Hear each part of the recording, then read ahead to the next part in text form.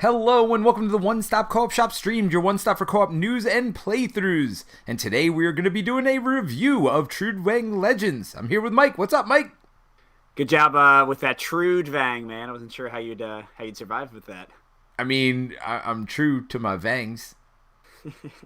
But now I'm good, Peter. Nice to see you. Yeah. Good seeing you as always. And just for those of you who are new, this is not only a live stream where we will happily field your questions if you have any, but it is also a podcast. So check out our One Stop Co-op Shop podcast as well, where you can get all these live feed streams and many, many more things.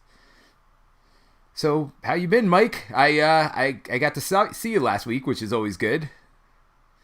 Yeah, I mean, I was stayed up way too late last night grading papers, but I got to have a nap before the podcast, so I'd be a little bit fresh. So I'm still pretty tired, but I'm at least awake. School's been a little stressful, combined with, of course, everything else in life. But I'm here. Games are still good, so it's all right. And I'll be honest, I feel like we're on a string of good games.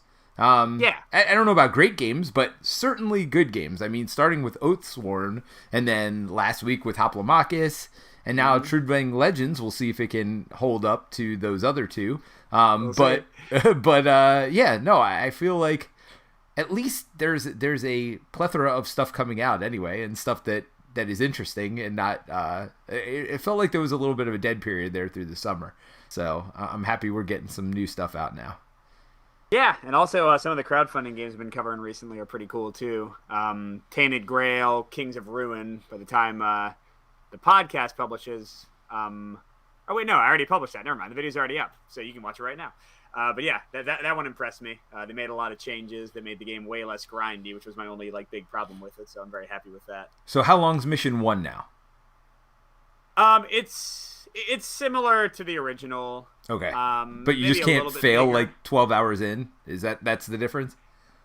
I mean, no, it's so much better in like every way, dude. And something you'd like a lot better, at least in the 2 chapters I've played. So in the original Tainted Grail, after chapter 1, it kind of like opened out. Some might say too much, and you could like go left, you can go right, and you weren't like quite sure what you were doing. You were just kind of like searching around. Right. Sort of like Seventh Continent-ish. At least so far for this one, chapter 2 like takes you to a new map. It's a fairly limited map, and like even though you still have things to explore, your goal is pretty clear. So it seems like for better or worse, this is going to appeal to people more or less. It seems like they've kind of made it not necessarily more linear, but more directed, I guess I would say. Like you know what you're doing in a more like specific way, and you never have to watch like too super far to figure what's going. So yeah, no, I'm very happy with it. Well, it's funny because I was obviously thinking Seventh Continent. Now I'm on the right trail because that first mission was 13 hours for Seventh Continent, not for Tainted Grail. Tainted Grail, actually, the first mission was pretty snappy, and they kept each mission pretty snappy, quote unquote, pretty snappy in that game. You just strung them together, and some of them took a little bit longer than others. But no, I for some reason Seventh Continent went in my head because I knew you said they were fixing that one as well. Well, you've played Seventh Citadel. You played the demo, the same one that I did. Right. So, which was very good. It is interesting. It's interesting to see like a trend for both of those games, and maybe some other games too, that like when they do the follow-up, they maybe are getting like a little bit less giant sandboxy, which some people, again, won't like as much. But I'm usually not a big fan of like giant kind of aimless sandboxes. Yeah. Video games, I don't mind it as much, but for board games, I feel like my time is more precious, and it also makes it way tougher to play at co-op if you're just kind of wandering around with nothing happening. So, yeah, I'm happy with the changes in both of those, I think. Yeah, well, and Trudvang Legends, I mean, we're not quite into it yet, but follows in the same kind of, at least I got the same sense of it, grand scale adventure-y. It definitely is more mission by mission based, so you're not on this giant map where you're going around, but you still are a party of adventurers going on overland adventures. You still really want to stick the party together, but they let you separate it if you want. They still have skill tests, they still have combat tests. So I don't know, maybe we'll talk about it at the end, but I kind of feel like this falls, for me anyway, in a similar vein, just not as grandiose. More like what you were talking about with Tainted Grail, I guess, where the new Tainted Grail, where it's very individualized missions.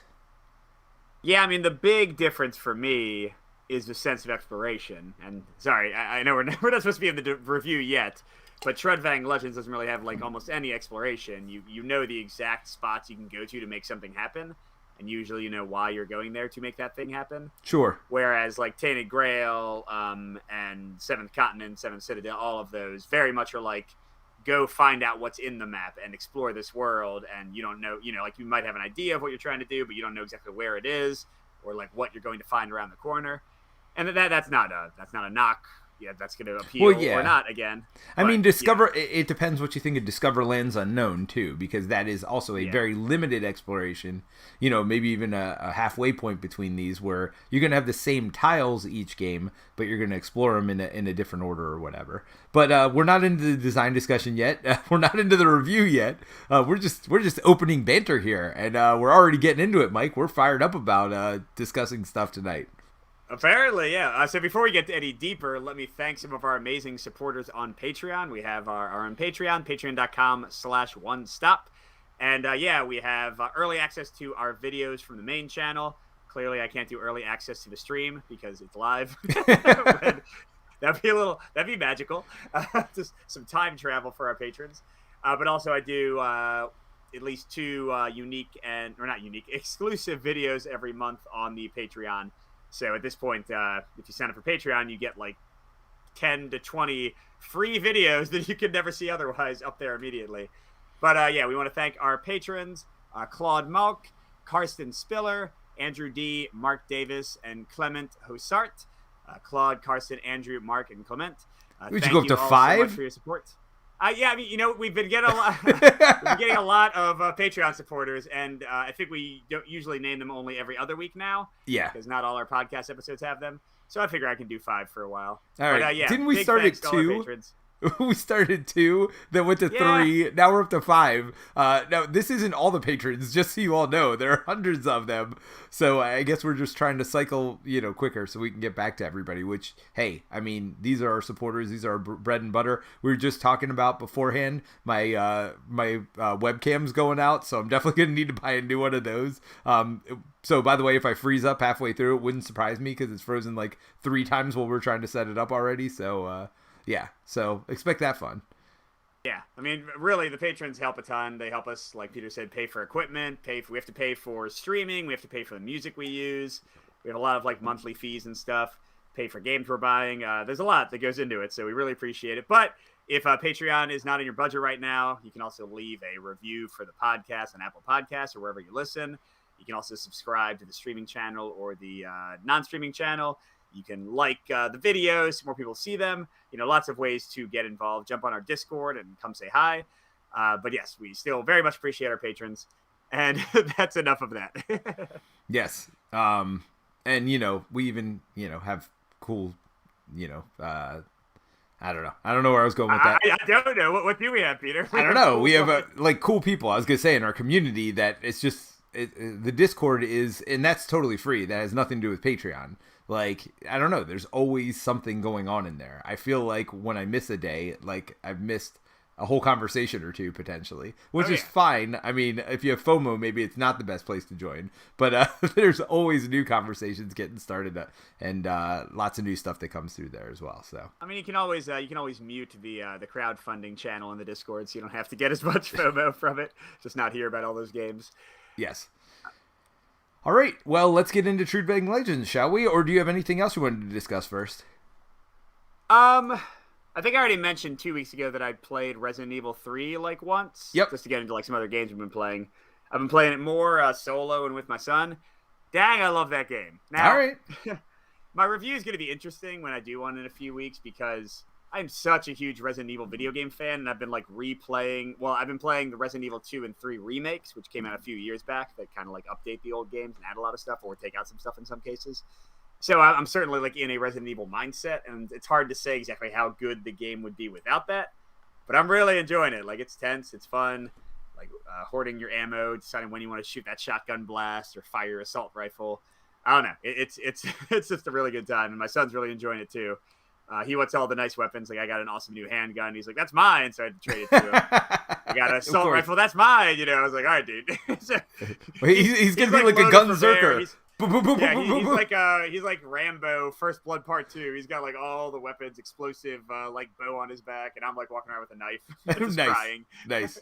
That also like But, yeah. Rambo. That works. Oh yeah, that's right. Or Crocodile Dundee. That's not a knife. Now that's a Oh, knife. yeah, but he never cried. He didn't really have emotions. Paul Hogan. He just kind of smiled wistfully as he, outsmarted the bad guys. Yes. Yes. Yeah, no, I haven't really been playing anything, honestly. Oh, no, that's not true. I played a non-co-op game again. This seems to be a trend of my plays, but I actually played 2 games of this. I played Feast for Odin with both my son and my daughter. So, oh, that's awesome. Yeah, I mean, it is a game with solo, so I'll talk about that in a minute, but they both loved it. And it's the kind of game, there are 6 rounds to the game in the short game, 7 in the long game. It's not that much different. But each round is pretty condensed to like a 10 or 15 minute time period. So we'd sit down for one. Sometimes they'd want to play second or even a third round back to back to back. For Nick, we definitely did 3 and 3. For Allie, we did like 1 and then we did 2. She's like, wow, this game's really fast. And, because you're only doing these short little spurts, it does feel really fast rather than sitting down and trying to squeeze it all in at once. So no, that's really smart. Yeah, I've not tried. I'm not sure if I've played like any Euros with my oldest yet. He's about to turn 10. I mean, you don't play Euros with us. Why would you play with him? I mean, well, and also I pretty much only play. Well, I was gonna say I only play cooperative games with him, but then we play Exceed and beat each other up. But that's a very like straightforward form. Actually, I mean, I played Small World. I guess it's not a Euro either. What am I talking about? Yeah.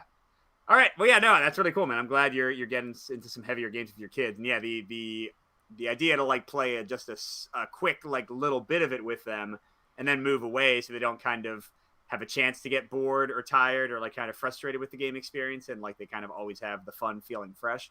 I think that's a great way to do things. Yeah, and if you don't know Feast for Odin, it is a polyomino game where you're like putting these Tetris-shaped pieces onto a board and trying to cover up your board. And they have a really neat puzzle where like you're leveling up the polyomino pieces from orange to red to green to blue, and they have to fit differently on your board. Like green can't be next to other green, orange and red can't even be on your main board, but there are other boards they can be on, and then the polyominoes work different on different boards as you like explore different lands and things. So there's interesting puzzles like on each of your boards, and there's like, if you look at this game originally, it's overwhelming. And when I explain the game, I definitely don't go into all the spaces, but I explain a little bit about what 1 or 2 of the spaces do, and then the rest become obvious because the iconography is really good for the game, but it is overwhelming, especially if you play at higher player counts. They do something really smart at lower player counts, so I do think that's probably the best way to learn or teach the game is to play it at 2 players, because with the expansion only, and I don't even think I'd play the main game anymore. The expansion makes it that much better. With the expansion, the number of spaces that you have, so it's worker placement and it's polyomino. So the number of spaces you have to put workers on is much less with the expansion board than with the main board. And it's much less with lower player count than it is. So as you go higher in player count, they open up more spaces. Now they're all very similar, but it's still more and more overwhelming to look at the higher player count you have. So that's one of the other tricks I got for teaching, younger kids. I mean, my kids are 11 and 14. They're not younger, but it definitely helps in the learning process. So this game does have solo as well. I've played it on the streaming channel.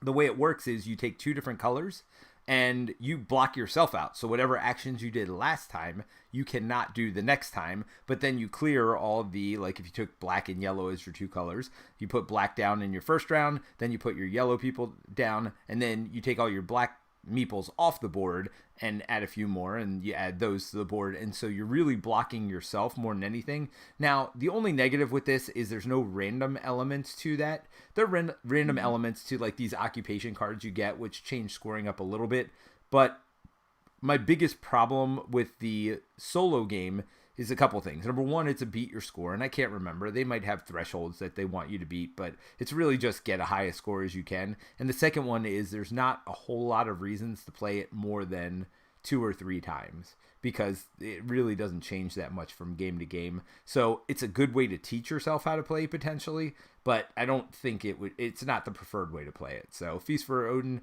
I think, is a great competitive game. not so much for the solo version of it. Yeah, I really liked the competitive as well. Although you taught it to me with the expansion, and I have only played it with the expansion, and I would not like having more options opened up. That's not what I needed that game. Well, and they're just not as balanced either. They definitely did things with the expansion boards to balance out some of those actions, make some of the better ones more expensive, make some of the not so good ones cheaper to do, and or just boost some of the actions as well. So they definitely did a lot with that expansion. So unfortunately, it's a pretty hefty buy-in because you got to buy not only the base game but the expansion as well. And it's not a small game. All right. Anyway, sorry. That's our little mini Feast for Odin review. But let's get to Trudvang Legends. Yes, so let me start with the theme. And I'm going to read this right off the Board Game Geek description. It says, the game is based on a Swedish RPG. Trudvang Chronicles thrusts players into a cycle of epic sagas in which their achievements change not only the world itself, but the very rules by which gods, peoples, and yes, it says peoples, and nature interact.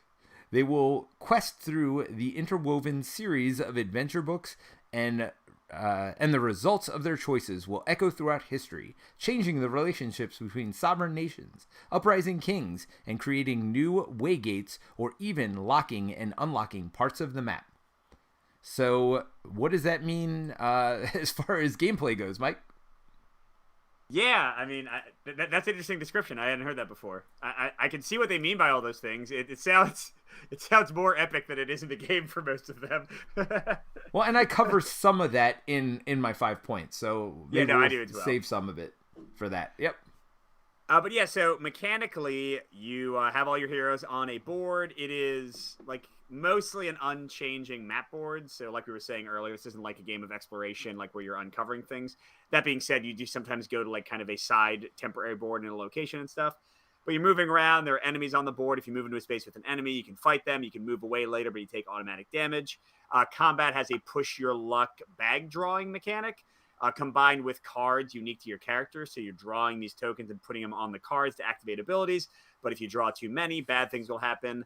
And besides that, you're just kind of walking around and having story-based encounters where you open up a little storybook and read what it says and often make choices. There are branching like kind of elements to the quest. But yeah, it's pretty much just combat and the branching stories. There are skill tests, but they're pretty few and far between, and they use the exact same combat bag in a slightly different way.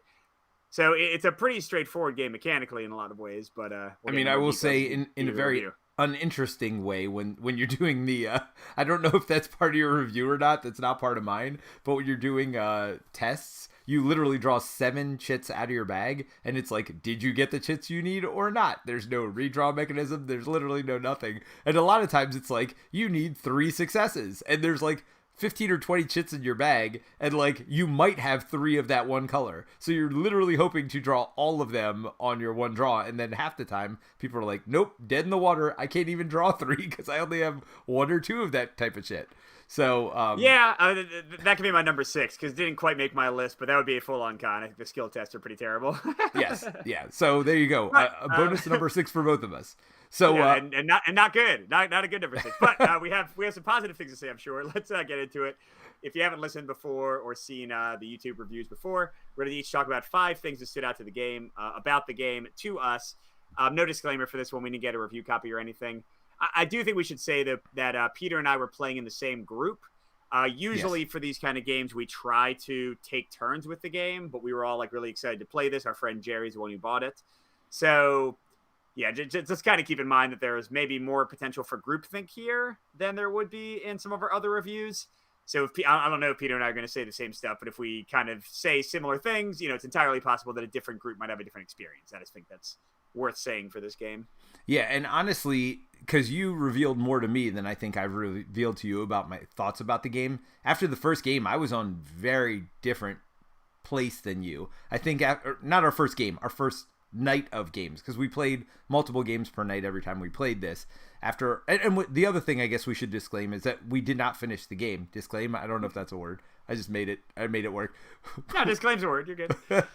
We did not finish the game, so this is really more of an initial impressions. If we end up playing more, we might give you more of a thought. Now, we did get pretty far into the campaign. It's not. Yeah, like I was gonna like, say I wouldn't call it initial impressions. We've seen basically all the mechanics the game has to offer, but yes, we have not finished the campaign. We don't know the full story, that kind of thing, for sure. Yeah, but I mean, the mechanics are.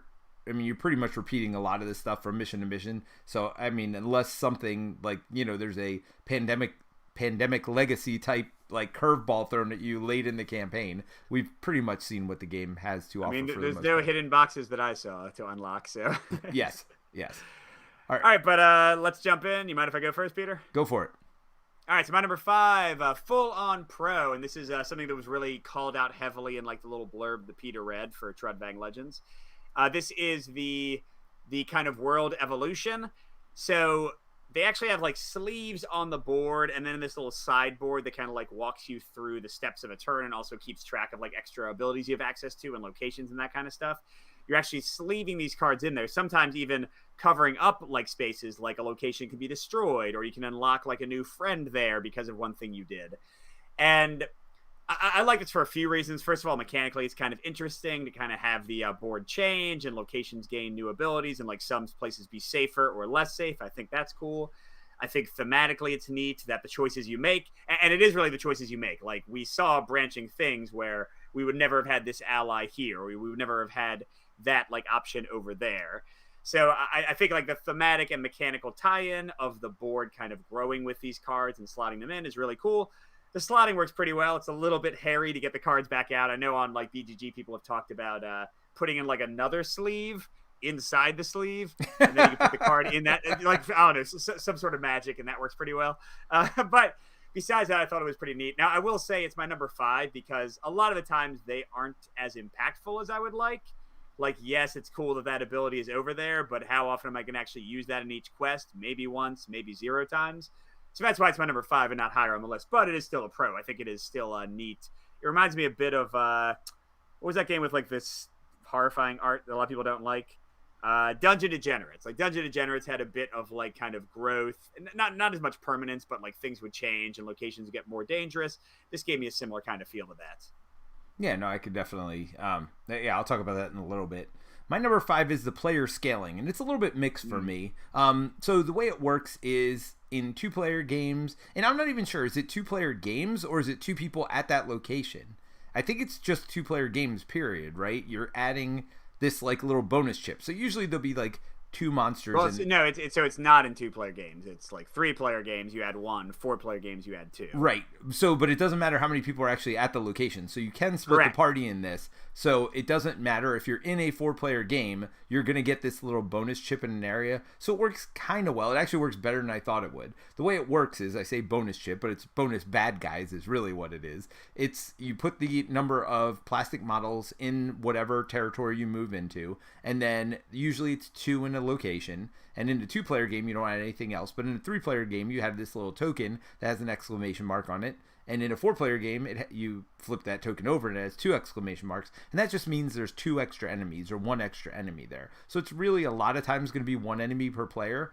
But then sometimes you'll go into a place and fight a really bad guy, and not the bosses, because the bosses work differently. They level life per player. But sometimes there'll be a really big guy in that area, but it still scales the same way. So you're still adding that extra token in there so that they're going to have either 1 or 2 extra big guys with them. So I was a little worried because I'm like, well, wait a minute. What if there's 4 guys normally? Now you're only adding 2 more. That's kind of weird. And if you have 1, you're still adding 2 more.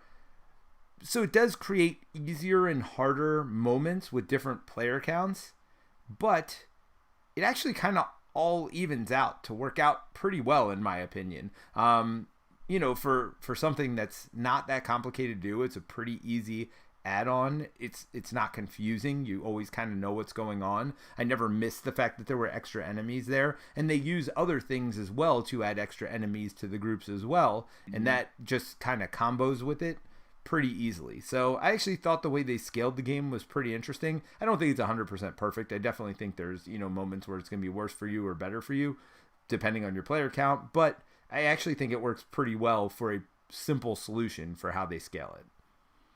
Yeah, I totally agree with that. This didn't make it on my list. The other side, and I wouldn't even call it a con. I think it's worth knowing.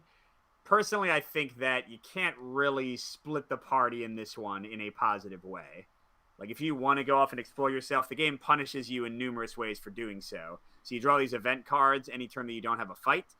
They tend to be more negative than positive. So splitting up the party means you're drawing double or triple the event cards. And like Peter said, a lot of games with multiplayer, they'll spawn more enemies, which this game also does. But those enemies will be divided up around the board. So it's not like you have to fight more in an individual space if you split up the party. But here they add all the enemies into the same space. So if I split up in a 4-player game and go off and do something by myself, I'm still fighting that 4-player amount of enemies, and it's going to be pretty much impossible to win that fight. So again, it's not like a negative or positive. There are lots of games like Role Player Adventure is a recent one that force you to just all be in the same group, and here at least they give you the option to not be. But I would say it's not really the option that it pretends to be, and I think you pretty much have to stay together as one group to really have the best experience and the most consistent difficulty. Sure. All right, what's your number 4? Yeah, this was interesting because when I first started playing Pro, and then play a little more Mix, and now it's a con. Oh no!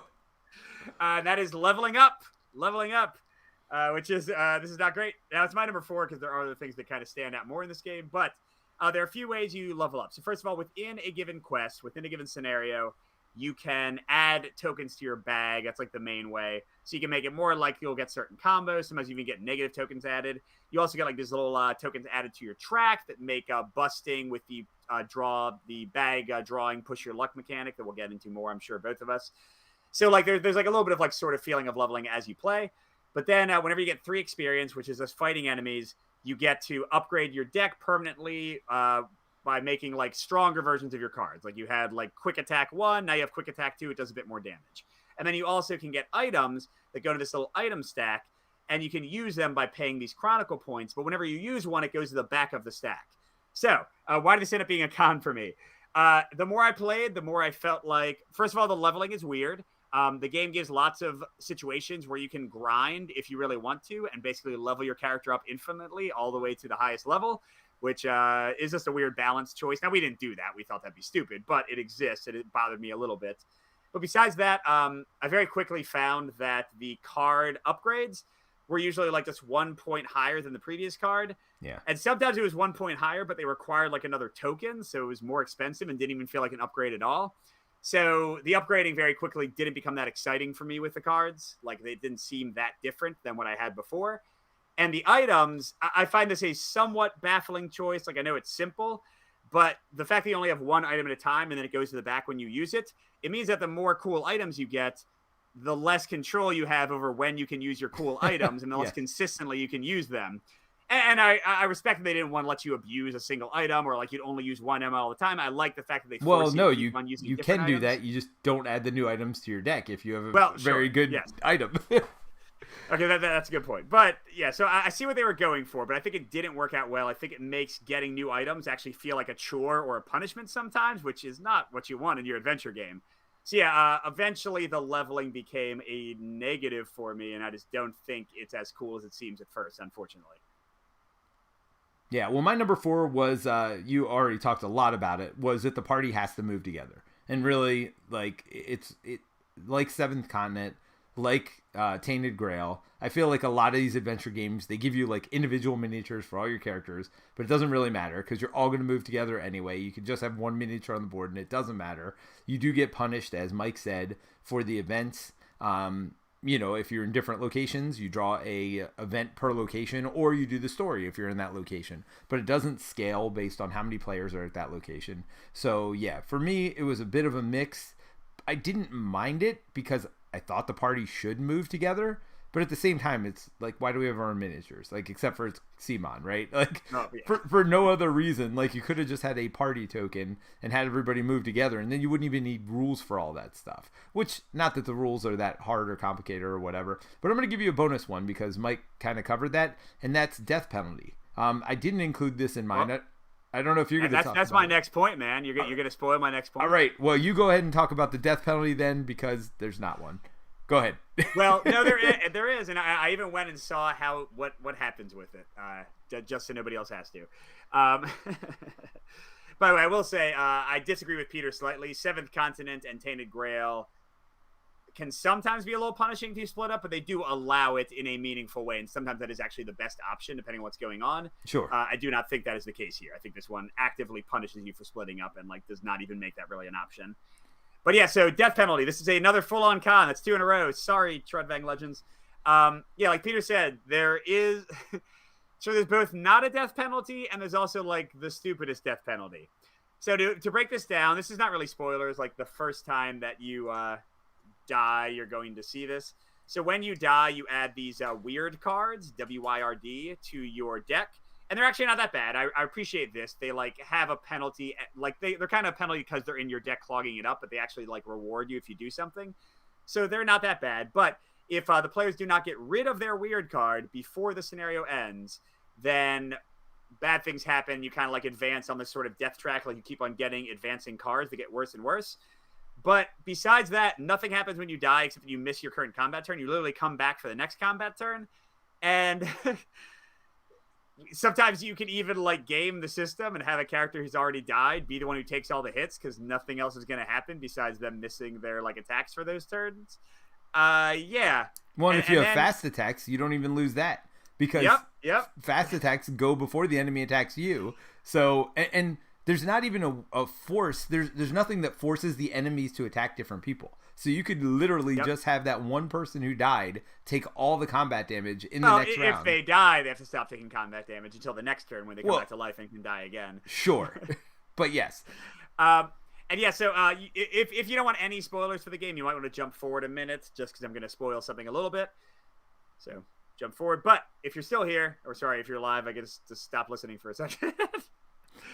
But yeah, so they keep on adding these worse darkness cards as you die.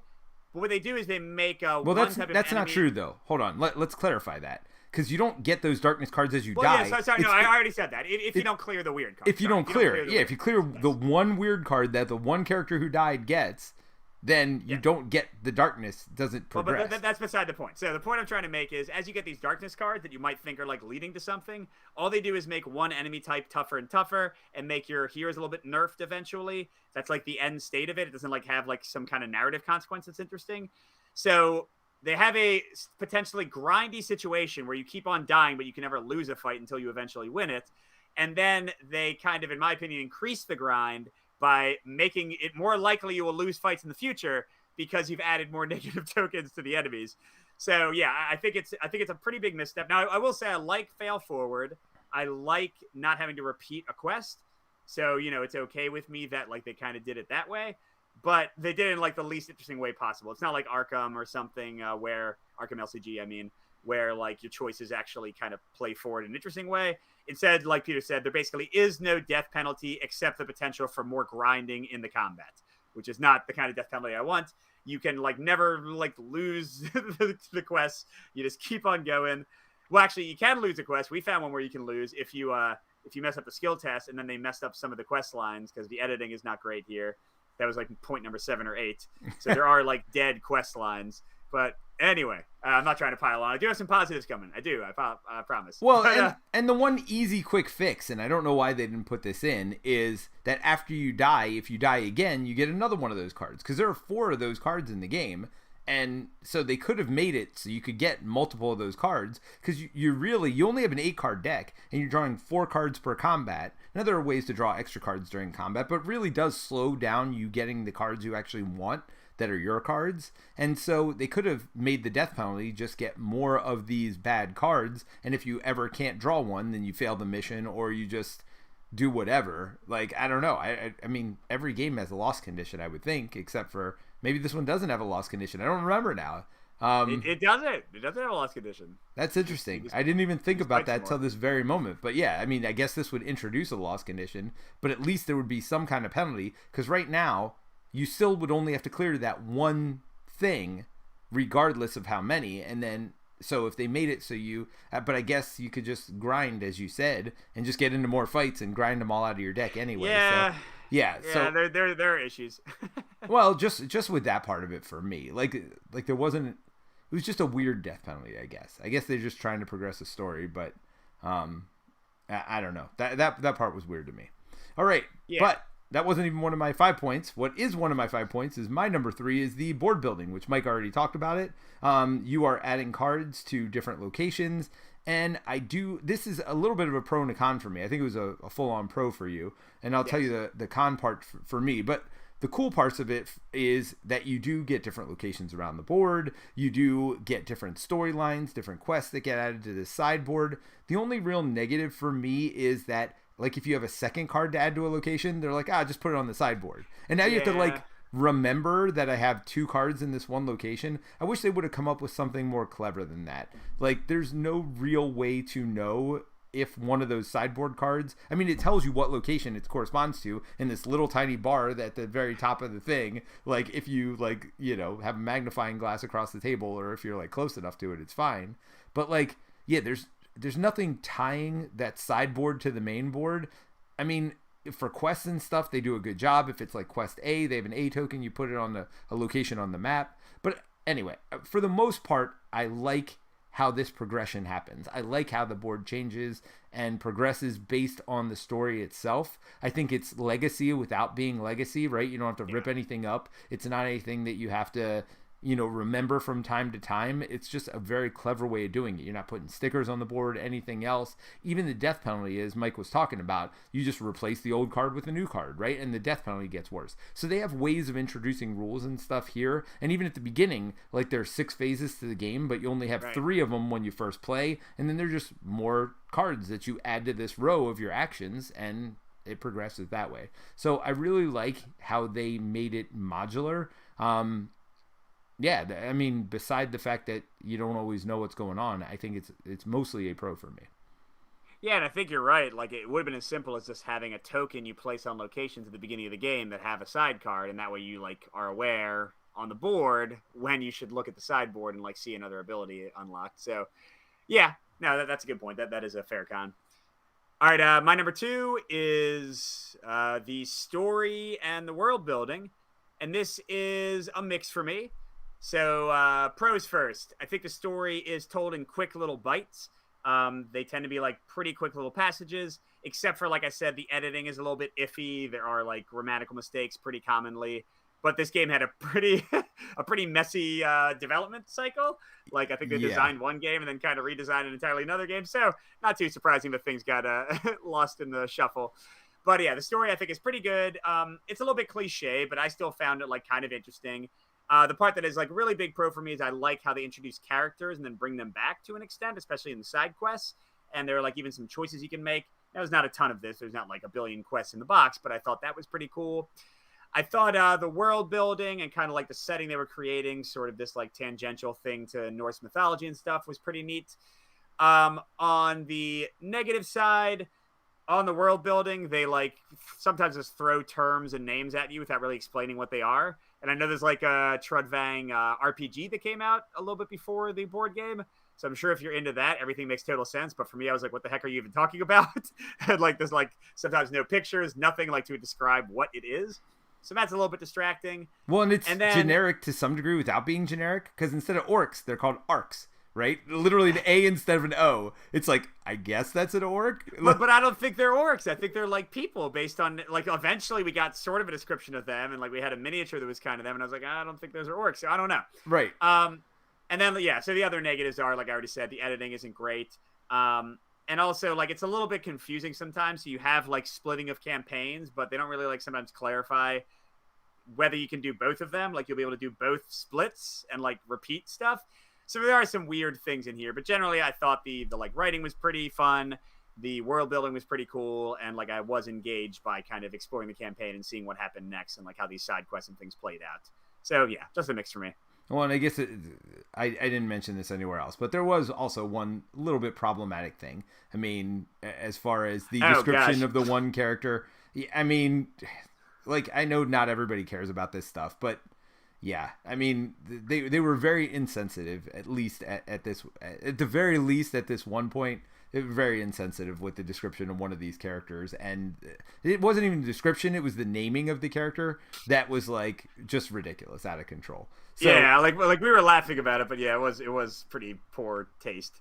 Yes. But basically, I would say, without like spoilers, they were kind of like mocking disabilities to an extent. Yes. Yeah, not like in the most extreme like way, but it wasn't great. No, it wasn't. Peter, what's your number 2 though? So my number 2 is the fast leveling, which you talked about earlier, and it was more of a con for you than it was for me. I stuck with enjoying it. I love games that let you level up pretty quickly. Now, the only negative I had with it is that even without grinding, we leveled through most of our deck pretty quickly in the campaign. So it just leaves it so that it almost leveled too fast, and the fact that it didn't put any kind of a cap on it. The only cap is if you do side missions, you don't get leveling, kind of, but you kind of do because they give you experience at the end of those side quests as well. But the way it works is every time you defeat a group of monsters, you get an experience, and once you have 3 experience, then you can level up, and you take... God, let me interrupt for a second, Peter. When we were talking about player count and how you shouldn't split up, I forgot to totally say, if one player beats a group of monsters, that player gets an experience. If all 3 or 4 players beat the same group of monsters, they all get an experience. Yeah. So, like, literally, if you don't stay together, you are dividing your experience massively and leveling up much more slowly. Anyway, sorry. Yeah. Not to belabor that point. Go ahead. But the way it works is you've got 8 cards in your deck, and there's always 8 cards in your deck. So we like this, at least I do, and I'm pretty sure you do too, where you're not getting more cards in your deck, but you're leveling up the cards that are in your deck. And like Mike said, you go from like healing 1 to healing 2, or death blow 1 to death blow 2, or whatever else. And then there's a legendary version as well. So you shuffle those level 2 cards at the beginning of the game, and then you draw the top 3 of them. You take one of them, you exchange it out with the one in your deck. That is the level 1 version of it. Then you take one of them, put them on top of your deck. The other one you put on the bottom of your deck. That's great, except there's only 8 cards in there. And so pretty quickly, you like keep seeing the same ones again because you're like, well, I didn't want to level that up before, but I guess I got to now. Which of these not as good options for me do I want to level up? And it's not as obvious as all that. Sometimes it's very much... it depends on your flavor, what you want to do with your character. Now, the pro for that, I really thought, I love the leveling, I loved how fast it was, but the character was the character, right? Some of these games give you options, you go down a path, and then you can't go down a different path. That wasn't the case here. You're really going to get all your upgrades eventually, and you have these legendary upgrades as well that you'll get after you get all of your basic upgrades. But it didn't feel like my... I forget what it was, Death Hunter or whatever they were called, was anybody different. It wasn't what it's called, by the way. It wasn't any different than anybody else's Death Hunter or whatever they're called, right? Your Thief, and I mean, a lot of them were like generically named too. I had a cooler named one, which I can't even remember at this point, but there was like a Thief and a Ranger or whatever else. It felt like eventually everybody's Thief and Ranger was going to be the same. And so I do like games where even if things are going to be the same, there's enough differentiation. And like you said, you're only getting 1 or 2 more points of damage, things like that. But I, for the most part, liked it. I like how fast you were leveling. I just wish there was some kind of a cap on it because it felt like you could level up way faster than maybe they intended, which might make later missions way easier than they intended as well. Even though it's only 1 or 2 points of damage, sometimes that 1 or 2 points of damage is what ends up killing that enemy. So, yeah, and I should specify that the classes are nicely different. Like the kind of things they do and the combos they use, those do tend to vary quite a bit. So even though, like Peter said, a ranger is going to level up like a ranger and still be very much a ranger by the end, and the same ranger as everybody else's ranger, it does feel different to play like a different character, like the combat does. Well, just the combat plays out differently. Nothing else feels different, but part is nice. Oh, the skill test, I should say. Yeah, the skill test, and then also some of the, like, they'll often have story beats that'll be like, if you have a fighter, you can do this option, or if you have a rogue, you must do this option. So they do like bring in the classes a bit more than that. Yeah. All right. Well, I guess my number 1 is your number 1, Peter. Yep. Mine is the combat. Yeah. Because that is, besides reading the story, that is like the majority of what you're actually doing in the game. And I said this is mostly a pro for me. Like I didn't quite go down to a mix. I think it's a pro. So, like I said, during the mechanical overview, you'll have 4 cards out of your 8 in each round of combat. They will have, like, this card will need a fire token and a water token. and you draw 3 tokens from your bag at a time, and you place them on these cards. And once a card has all its tokens filled, that means during like the combat round where things actually happen, you'll get to activate that card. But if you only partially fill a card, nothing happens. But then if you can't place a token, or if you get one of these skull tokens that can't go anywhere, those go on this little track that can hold 5 tokens.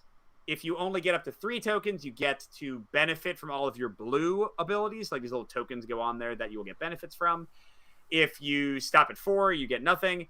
If you stop at 5 tokens, you can't draw anymore, and you have to suffer all the red abilities. So, like, direct bonus for not pushing your luck too far, direct penalty for pushing your luck too much. You can also flip your character card to redraw.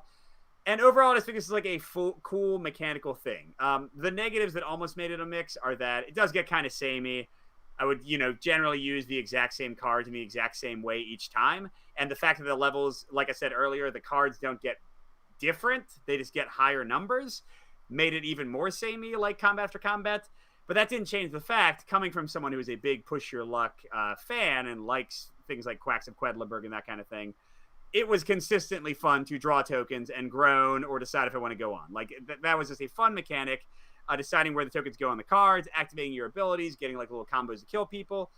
Even after, 5 scenarios and really like combat kind of playing out at the same time and being the thing that you'd spend the majority of the game doing, I still had a lot of fun with it. So I think that really speaks to how cool the core mechanic of the push your luck and the little like blue and red abilities and when you activate them, how well that works. Even though there's a lot of sameness in there, it's still the thing that stood out the most of the game about me, and I'm still calling it a pro.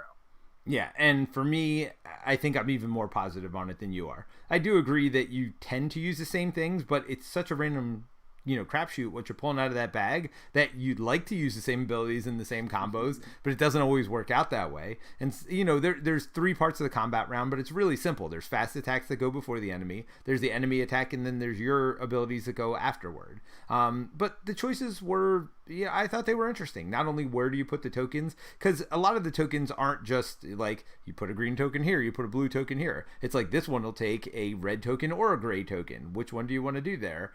So sometimes you'll draw and you'll have a different mix of cards.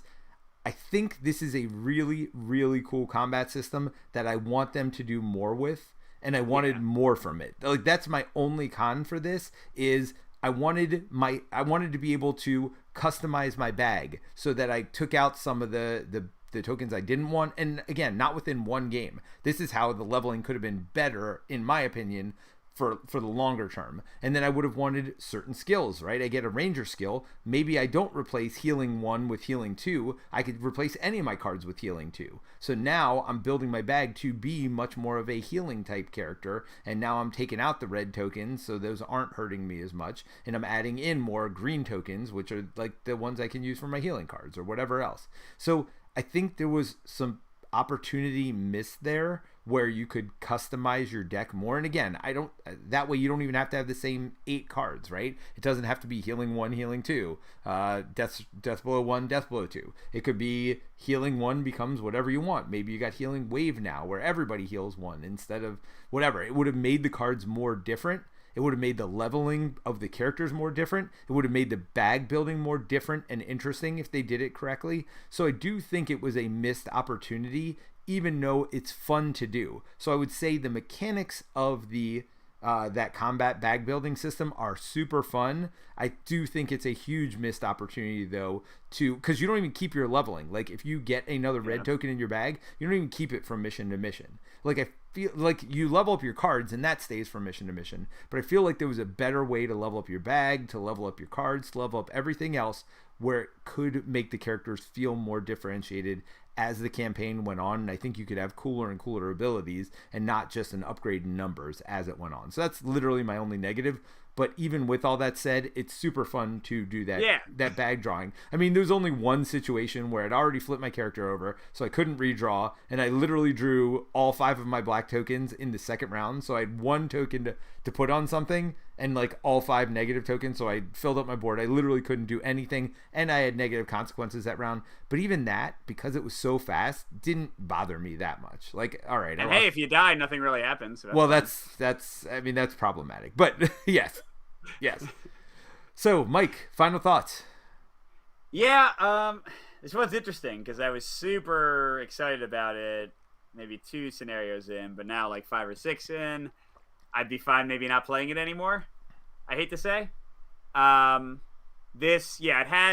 are enough baffling decisions here, or at least like things that I think are flawed, that it's tough to argue for this game over. There are just so many campaign adventure games, and I think many of them are better than this one in a lot of ways. I do love that combat, and like you said, and this is only the core game. Like I think there's a second wave of more stuff coming once it's finished. Maybe they'll offer like another 8 alternate cards for each class, and you can switch them out. But what you can play of the game right now, what's actually existing right now, doesn't have any of that, and it does get pretty repetitive. Like the story's pretty cool, but I don't think it's enough to like keep me going. The combat is really fun, but that's all you do in the game, and again, it's not really changing. Like I'm doing the exact same thing. The leveling, we have already reached like a major part in the level, and it's not going to get that much better. Like the legendary cards are coming, but again, they aren't like that different than the other cards. So I don't know. It's tough. I'd rather play role-player adventures. I'd rather play the new Tainted Grail stuff. Now, these are also very expensive games that are hard to find, so I'd rather play Seventh Continent personally. I'd rather play like Arkham Horror or Eldritch Horror. There are a lot of like adventure games. I'd rather play Journeys in Middle-earth. There are a lot of things that I would rather play over this. I think this, I think it makes sense with the very hairy development of the game. I think that they had to redesign almost the whole thing, and what they came up with isn't quite cohesive. I think there's a lot of parts that just kind of fall flat, for me at least. I'm a little more positive than you, but I can't disagree with your overall conclusion, right? Like, I really enjoyed the combat. I had a lot of fun with that. I wish they did something more with it. We've already covered all this.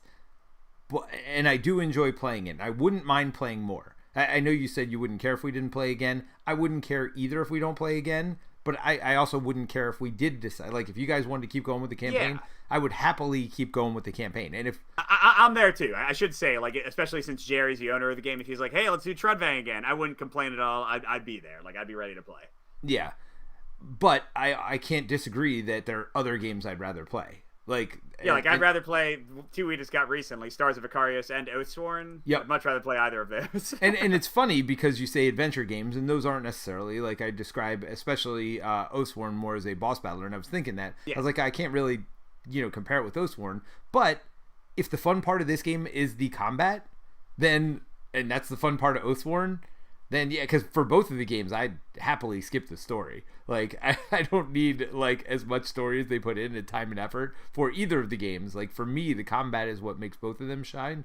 And if you compare those two, like, Oathsworn is, way, way more varied and way better. Mm. Although, I do like this system. So I want to see this system with the bag drawing system, with the placing your tokens. I mean, it almost felt like Orleans in a weird way, where you're like drawing tokens out of a bag and putting them on these spots. Now there's a little bit more of a push your luck element to it, but I like the way they did it, and I really would love to see this combat system more fully fleshed out in a future game.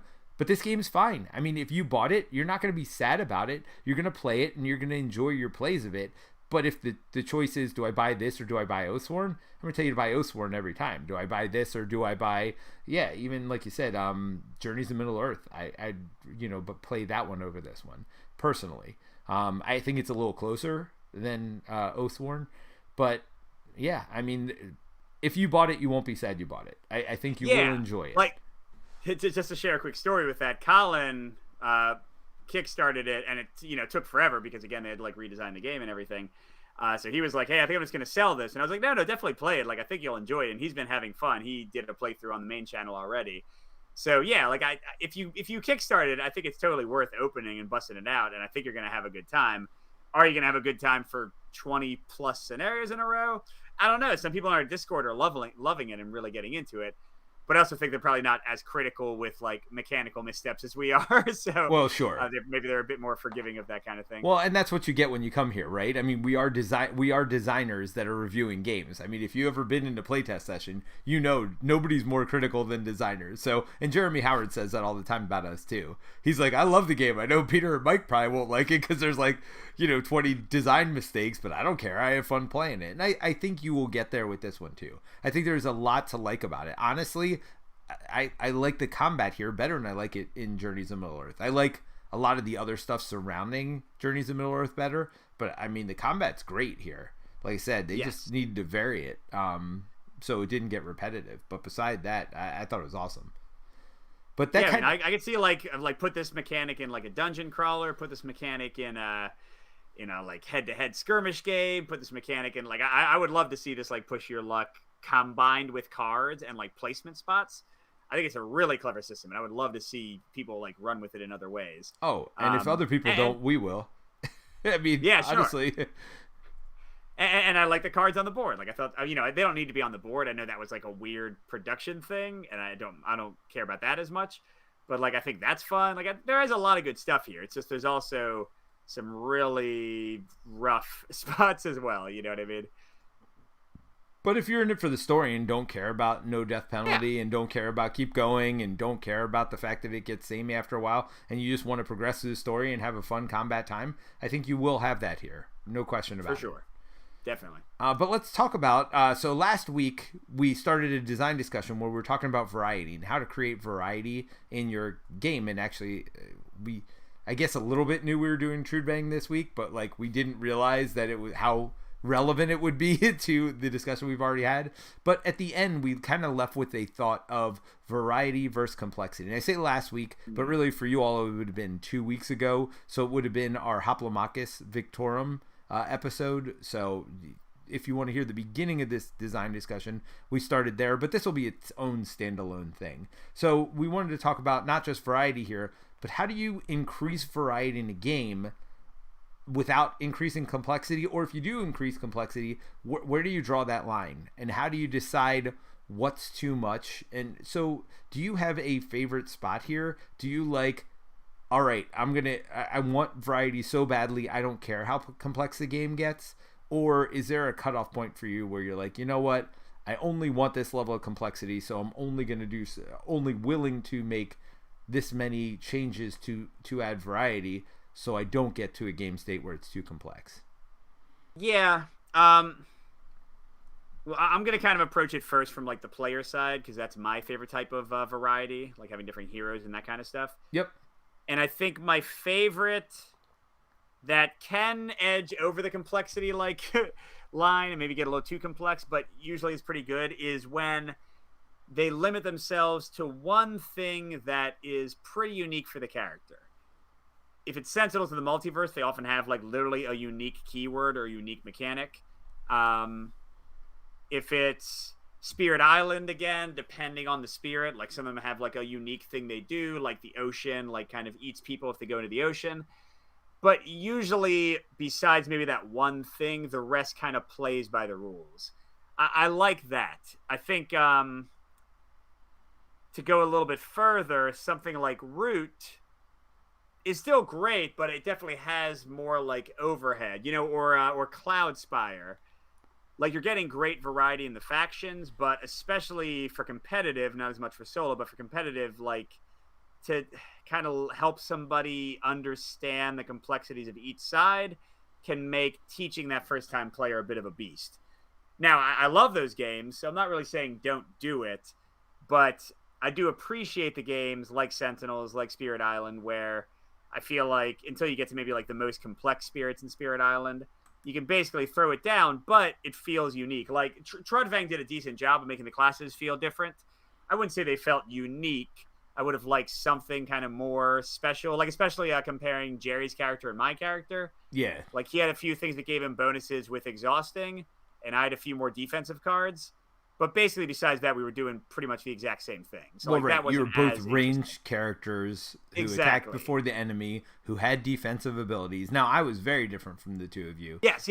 So I think yours, like, you had healing, which none of us had at all, and you had like ways to mitigate enemy abilities. So, and I'm also fine with that, I should say. I think it's okay to, and actually, I think this is an ideal way to do things. Give modular options or choice options of complexity. Rate the complexity. Yes, I won't please. say which games do this, but please tell us which heroes are most and least complex. Like Bullet does that. Sentinels does that. And even if you're wrong, as long as you're close, right? As long as your most complex character isn't rated as an easy character. But yeah, Spirit Island does it as well. That's another game I've been playing recently. I forgot to mention because I'm going to start doing a series of Spirit Island. But yeah, no, I think Spirit Island does it very well. And they're right. They're complex, spirits are very complex a lot of times. And, the easier... And I mean, I don't want to just harp about Spirit Island being awesome, but it's awesome. But also, they have very clear complexities and difficulty levels for the adversaries you can face, the different nations, and the levels within those, and you can play without them entirely. So yeah, I think modularity is the key, because when you give the players the power to increase the complexity as needed, or to add in elements as needed, or to take on a more complex character or enemy when they're ready, I think that's great, because that gives them the power to tailor the experience. I can scale it back or give you an easier character when I'm teaching you the game. I think all of that is that's where my sweet spot is. So I do have a negative though about Spirit Island, and we'll, because I do think it relates to this discussion. In Spirit Island, there's no real way to increase difficulty without increasing complexity. Yeah. And for me, the place that game falls down, and I love the game, trust me. Like I said, I'm about to start a series on it. Is I tend to win the game pretty regularly, but that's only because I'm scared to go up on difficulty, because the complexity gets too much for me, where I just lose track of what's going on, and maybe I'd even make mistakes like putting out the enemies, whatever else.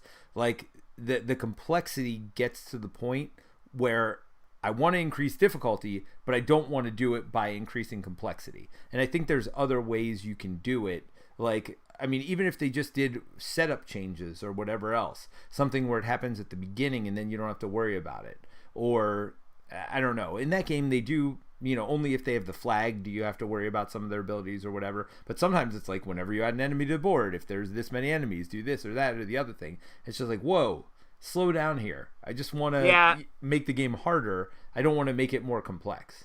So yeah, you're right. There's and it's building abilities. You have to maybe keep track of 3 different things for an adversary when you get to the higher levels. So, right. So it's not.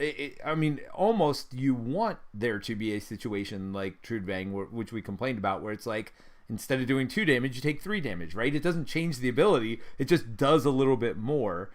Sometimes that's not bad when it is. When you hit a certain level of complexity. And for me, that's where Spirit Island falls down. I almost feel like I have to play with the easier spirits, so my complexity is not as hard because I'm dealing with the complexity of the enemy. Well, and you can have the best of both worlds. I'm thinking of Marvel Champions. It's not 100% perfect how they do it, but I like it. You've got different adversaries you can go against. That already adds in different difficulty levels. Although, do they say who's more or less difficult in anything in Marvel Champions? Yes. Well, yes and no. Okay. I mean, it's, do they say that Rhino is X and Ultron is Y, and there's not a number, but it's clearly the first one's always the easiest. So it's mostly comes out in campaign boxes. The first ones are always the easiest ones, and the later ones are always the hardest ones. Now, they do sell individual villains, and they don't really put them in their spots. And in that one, there's another level of complexity / difficulty, which is these modular encounter sets that you shuffle in.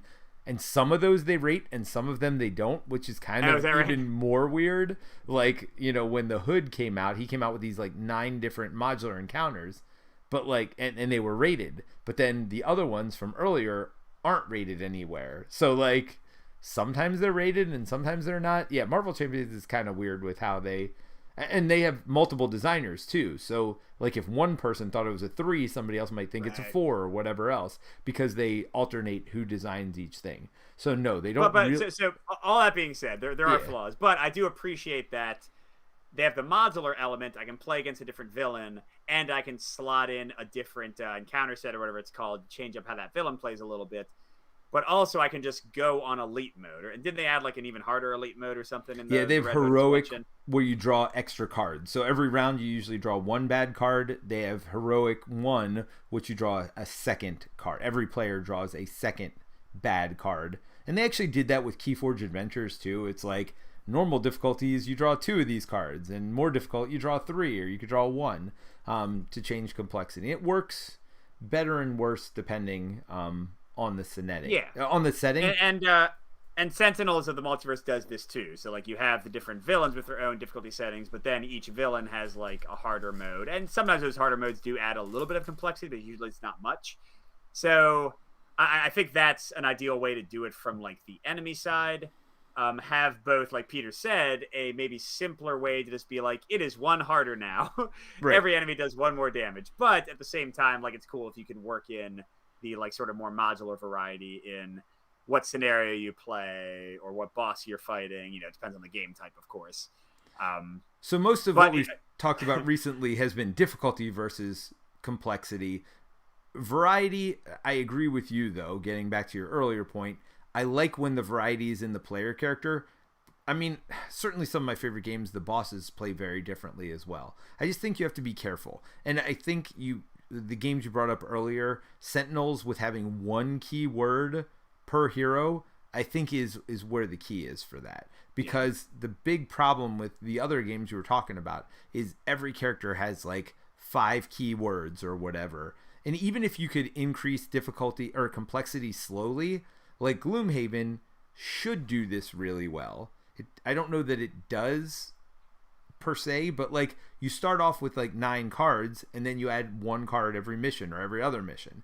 I think there's a way to slowly introduce difficulty, but it does still have, or complexity. But the problem is if you put a game down, we found this with Pandemic Legacy, right? You put a game down for 6 months, now you come back in and you're coming in at level 5 for complexity as well. So I do still think there are problems with that also, where you're introducing. Well, that's pretty much a campaign specific problem, right? I mean, for non-campaign games, you shouldn't usually have that. Something else I want to mention as well that I think is important, kind of for designers to think about, is often a lot of the stuff we're talking about with greater variety combined with complexity and more modularity, in a way comes down to more design time, more development time, more stress testing and play testing, and more components, a heavier game, a more expensive game. You know what I mean? Like we were like, hey, sure. Trudvang Legend, I got bored with my character. Why didn't you give me twice as many cards? But then they got to design twice as many cards for every single character. They have to print twice as many cards for every single character. They have to ship twice as many cards for every single character. So, one part of me is like, yeah, give me everything. But then that's where we get, I think, like some of the bloated Kickstarters where there's like 1 billion expansions, and you know, something like I know, Peter, you got the stretch goals box for Marvel United X-Men.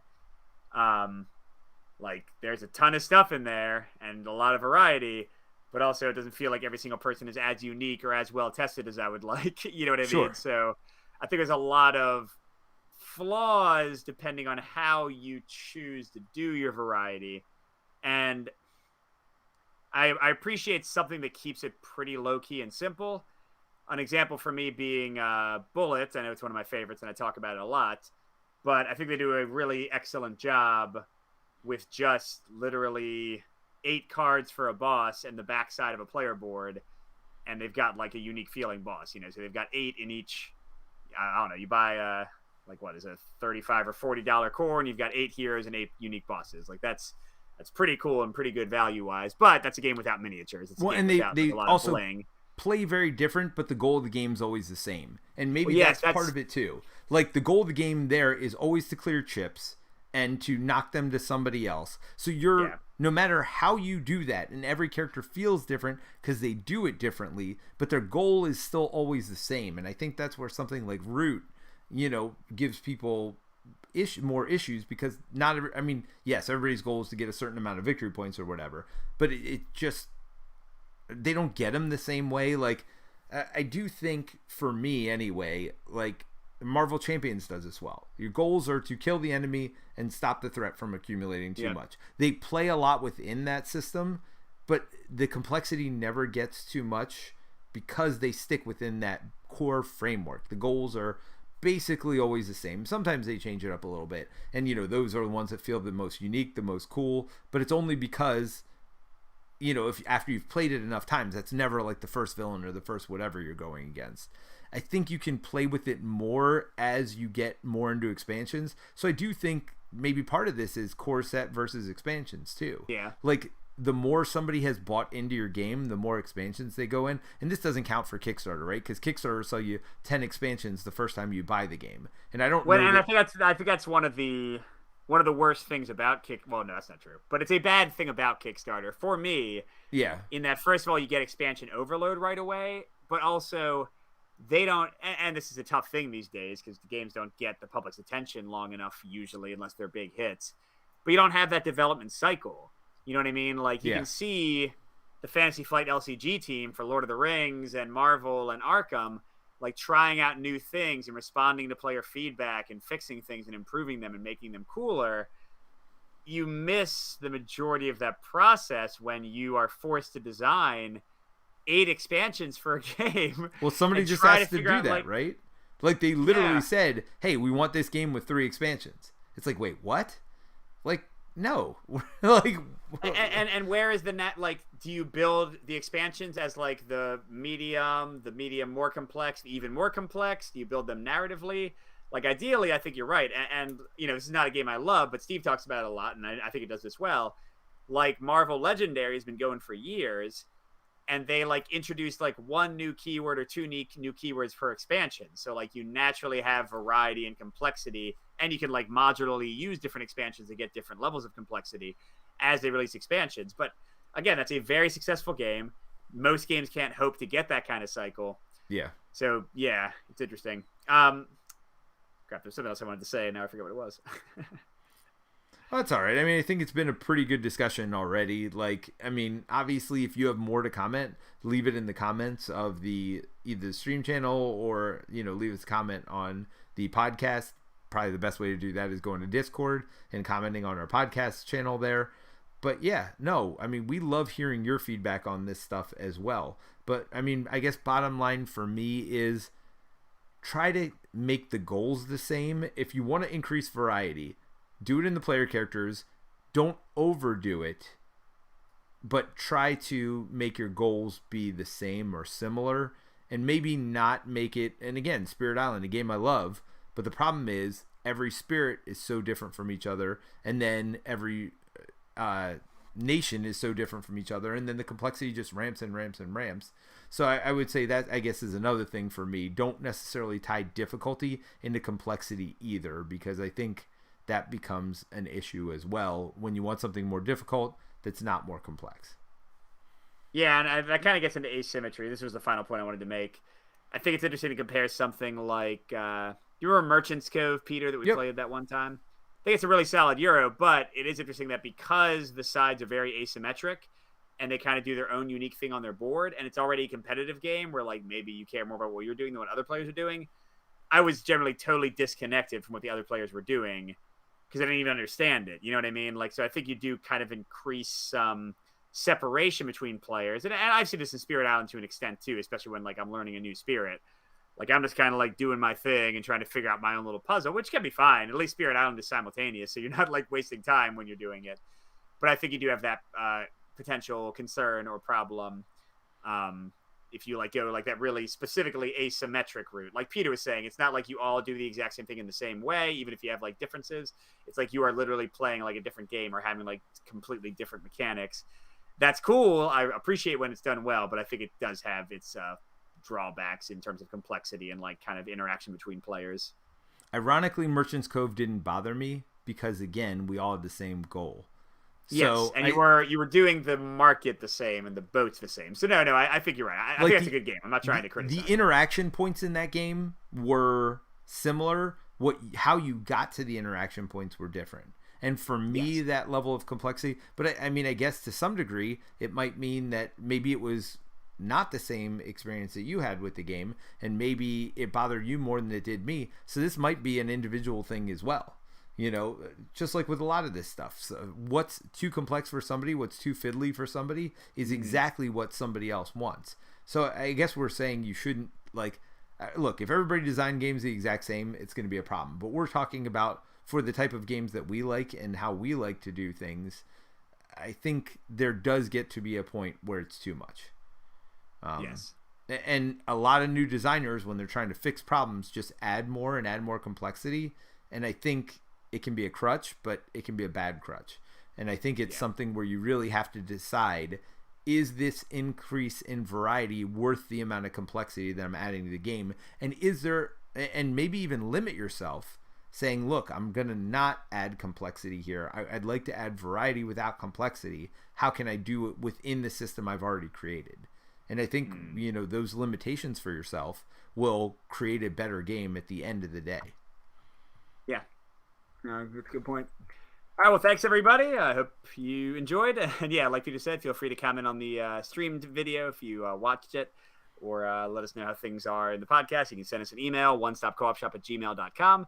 You can join our Discord and pop in and say hi. I'd love to hear your thoughts on Trudvang or complexity versus variety as well. But thanks, Peter. Thanks for organizing everything. All right. Thanks, everybody. Talk to you soon. Bye. Bye. Hey, Mike. Yeah. I'm a little complex, but I'm not very varied. So I don't know how that works. I should probably work on my variety if I'm going to be so complex. I mean, this all depends on what context you're talking about, dude. This could get a little bit weird. I'm just talking my personality. Like, I'm all over the place without really being very different from myself. I'm nice. pretty true to myself.